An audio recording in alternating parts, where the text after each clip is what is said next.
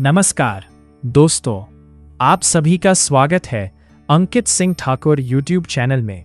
आशा करता हूं आप सभी स्वस्थ, खुश और बढ़िया होंगे। 15 अगस्त 1947 यह सिर्फ एक तारीख नहीं बल्कि 200 वर्षों की गुलामी, लाखों बलिदानों और अनगिनत संघर्षों का परिणाम थी। किंतु क्या आप जानते हैं कि भारत को आज़ादी आखिर कैसे मिली? अंग्रेज भारत में आए कैसे? और आज़ादी के साथ देश का विभाजन क्यों हुआ? आइए जानते हैं 15 अगस्त 1947 की पूरी कहानी। सन 1600 में अंग्रेजों ने ब्रिटिश ईस्ट इंडिया कंपनी की स्थापना की। उनका उद्देश्य केवल व्यापार करना था। 1608 में अंग्रेज पहली बार भारत पहुंचे। धीरे धीरे उन्होंने व्यापार के बहाने अपनी ताकत बढ़ानी शुरू कर दी। 1757 में बैटल ऑफ प्लासी हुआ।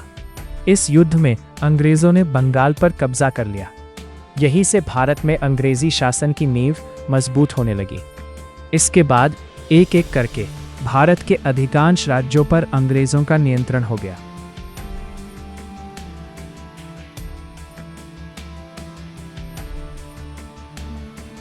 प्लासी का युद्ध 23 जून 1757 को बंगाल के नवाब सिराजुद्दौला और रॉबर्ट क्लाइव के नेतृत्व वाली ब्रिटिश ईस्ट इंडिया कंपनी के बीच हुआ था। नवाब के सेनापति मीर जाफर की गद्दारी के कारण अंग्रेजों की जीत हुई। इस युद्ध ने भारत में ब्रिटिश साम्राज्य की नींव रखी और ईस्ट इंडिया कंपनी को व्यापारी से शासक बना दिया।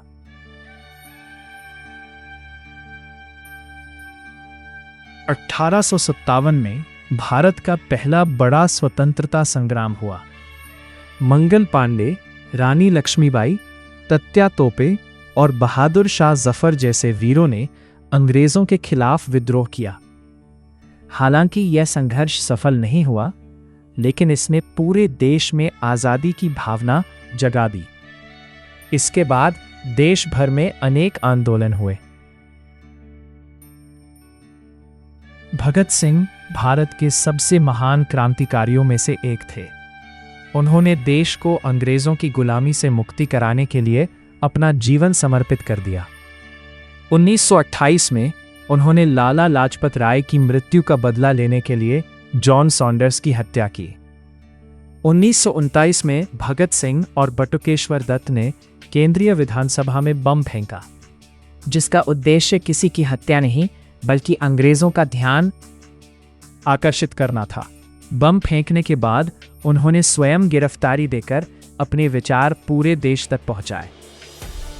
जेल में उन्होंने भारतीय कैदियों के अधिकारों के लिए लंबी भूख हड़ताल की। उनके नारे इंकलाब जिंदाबाद और साम्राज्यवाद मुर्दाबाद पूरे देश में स्वतंत्रता का संदेश बन गए। भगत सिंह ने अपने लेखों और भाषणों से युवाओं में देशभक्ति और क्रांति की भावना जगाई। 23 मार्च 1931 को भगत सिंह, राजगुरु और सुखदेव को अंग्रेजों ने फांसी दे दी। भगत सिंह का बलिदान भारत के स्वतंत्रता संग्राम का अमर प्रतीक बन गया और आज भी करोड़ों युवाओं को देशभक्ति की प्रेरणा देता है।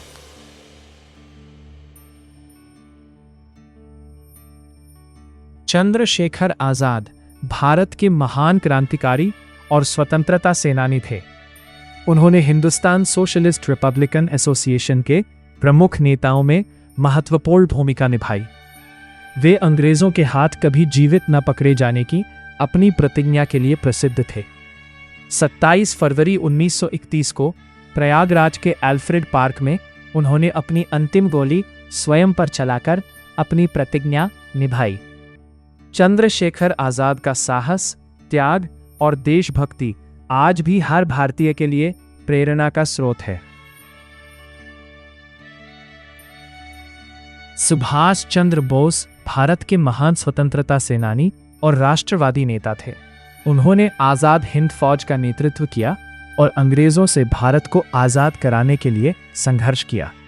उनका प्रसिद्ध नारा था, तुम मुझे खून दो, मैं तुम्हें आजादी दूंगा। सुभाष चंद्र बोस का साहस, नेतृत्व और देशभक्ति आज भी करोड़ों भारतीयों के लिए प्रेरणा का स्रोत है।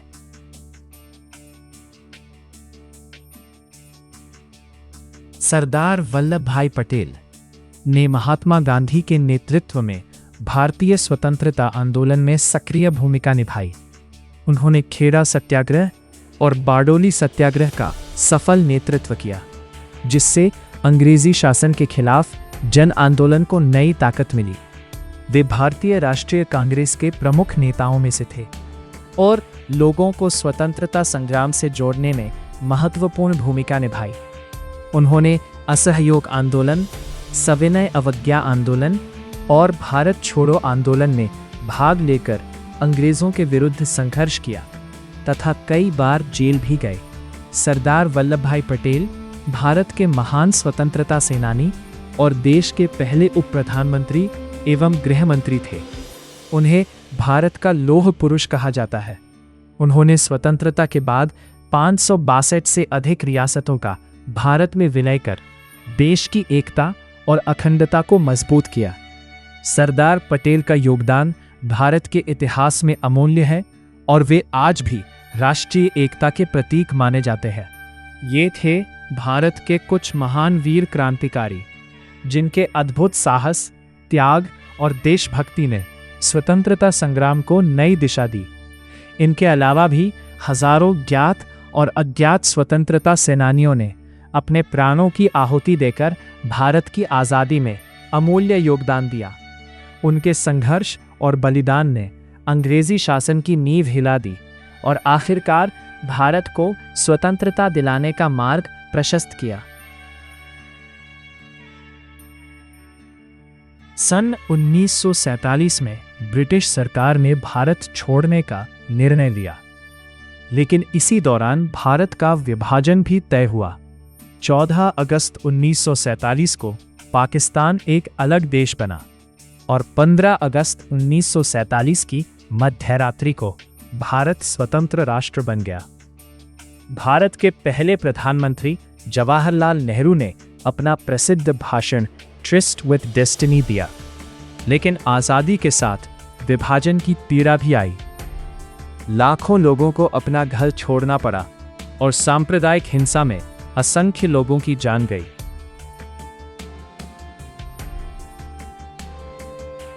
पंद्रह अगस्त 1947 को पूरे देश में खुशी की लहर थी। लोग सड़कों पर निकल आए, तिरंगा गर्व से लहराया गया। हर तरफ भारत माता की जय और वंदे मातरम के नारे गूंज रहे थे। यही वह दिन था जब भारत ने अपने भविष्य की नई शुरुआत की। तो दोस्तों, ये था 15 अगस्त की पूरी कहानी पर बनाया गया मेरा वीडियो। अंत में मैं इतना कहूँगा कि 15 अगस्त हमें सिर्फ आज़ादी का जश्न मनाना नहीं सिखाता, बल्कि उन लाखों वीरों के बलिदान को याद रखने की प्रेरणा भी देता है, जिनकी वजह से हम आज़ाद भारत में सांस ले रहे हैं।